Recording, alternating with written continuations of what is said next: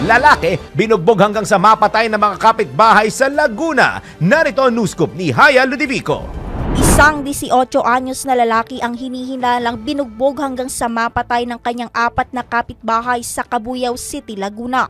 Kinilala lamang ng pulisya ang biktima na sa alias na Joshua. Ayon sa investigasyon, kinumpronta ni alias Joshua ang mga suspect na sina alias 7 at alias Jepoy dahil hinaras umano ni alias 7 ang kanyang kapatid hanggang sa nauwi sa suntukan ang komprontahan.